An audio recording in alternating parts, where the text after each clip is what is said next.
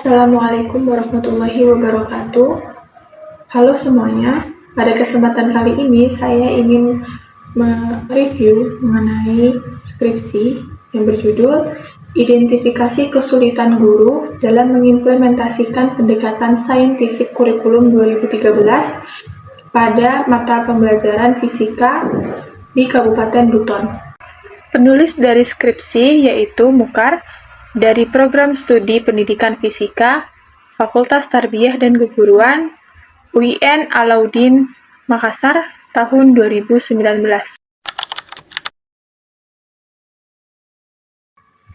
Seperti yang kita tahu, kurikulum 2013 menuntut guru untuk menerapkan pendekatan saintifik, yaitu pembelajaran dengan langkah mengamati, menanyakan, mencoba, menalar, dan juga mengomunikasikan.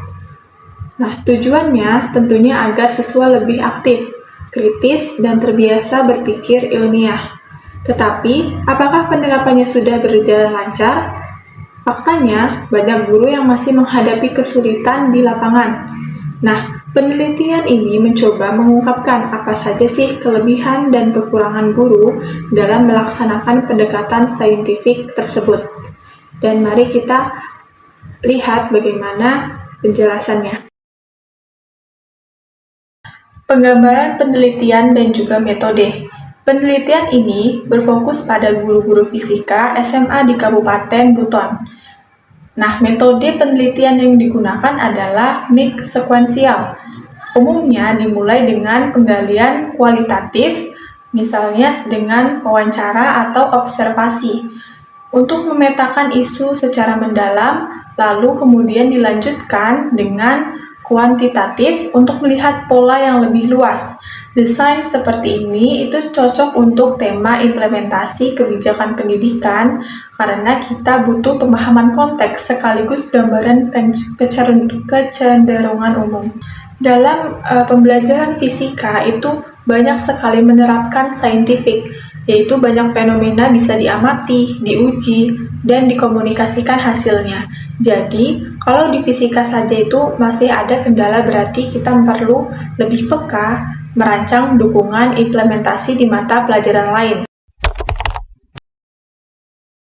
Beberapa hal yang menjadi modal positif itu diantaranya ada pengetahuan pedagogis tentang saintifik dan pemahaman dasar K13, guru-guru sudah mengenal 5M dan tujuan setiap langkah. Pengalaman pelatihan guru mengikuti diklat atau sosialisasi K13 sehingga punya kerangka kerja untuk menyusun RPP dan aktivitas kelas.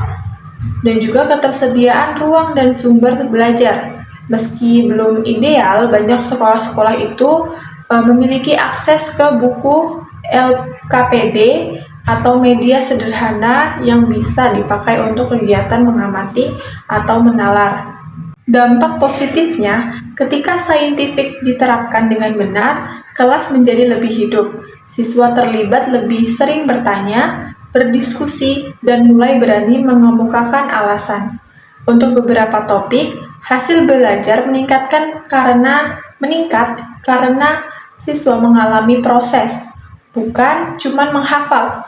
Ini juga sejalan dengan semangat K13, menumbuhkan sikap ilmiah, penguasaan konsep, dan keterampilan proses sekaligus. Ada juga tantangan yang dihadapi oleh guru, misalnya tahap menanya yang sering macet seperti siswa pasif, pertanyaan terlalu sederhana, atau tidak sesuai dengan topik yang diajarkan. Kemudian, waktu pembelajaran yang terbatas, sulit untuk menuntaskan semua langkah 5M dalam satu pertemuan.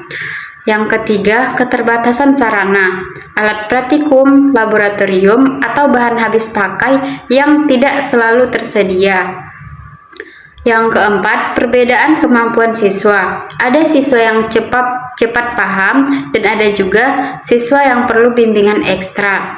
Yang kelima, penilaian yang rumit. Saintifik itu berfokus menilai sikap, pengetahuan, dan keterampilan, sehingga guru kesulitan untuk menyiapkan instrumen yang praktis.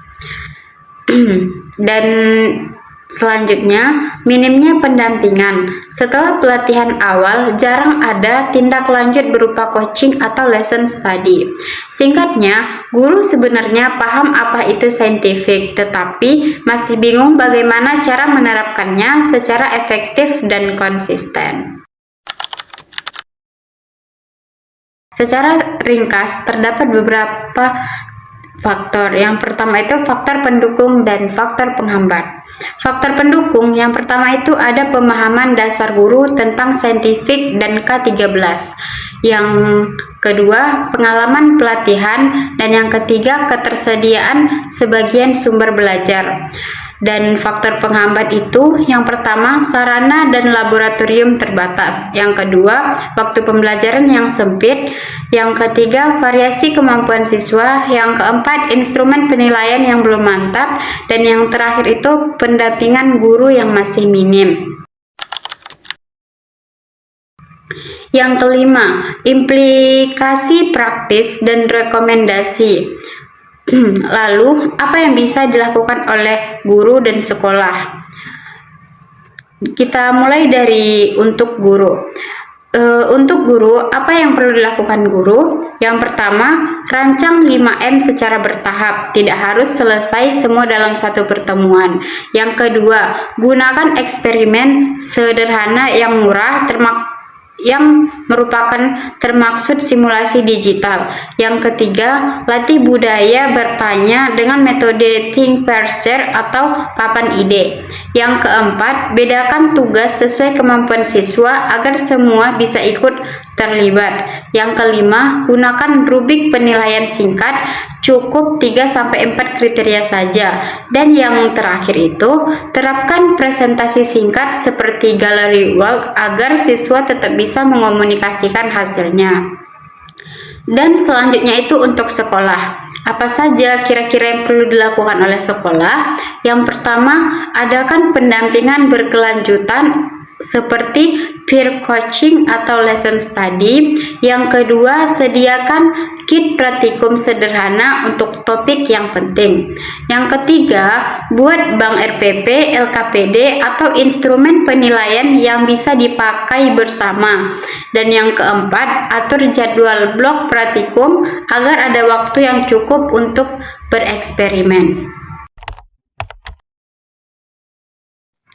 Nah, dari penjelasan kami tadi, dapat kami simpulkan pendekatan saintifik memang punya potensi besar untuk membuat pembelajaran lebih bermakna, tetapi implementasinya butuh dukungan. Dukungan apa saja? Seperti desain yang realistis, sarana yang memadai, manajemen waktu, dan pendampingan yang berkelanjutan. Dan di dalam skripsi ini memberikan gambaran yang seimbang, apa yang sudah berjalan dengan baik, apa saja kendalanya, dan bagaimana langkah-langkah saintifik yang bisa diterapkan agar lebih efektif. Bagi guru, rekomendasi ini bisa langsung dipraktekkan di kelas. Bagi sekolah, hasil penelitian ini bisa jadi peta jalan untuk mendukung guru. Harapannya, kelas sains di Indonesia tidak hanya mengajarkan rumus, tetapi juga melatih siswa berpikir ilmiah, memecahkan masalah, dan berkomunikasi dengan baik, agar kompetensi yang sangat penting di abad ke-21. Terima kasih sudah menonton. Kalau teman-teman punya pengalaman atau pendapat tentang penerapan saintifik di kelas, boleh ditulis di komentar. Sekian dari kami. Assalamualaikum warahmatullahi wabarakatuh.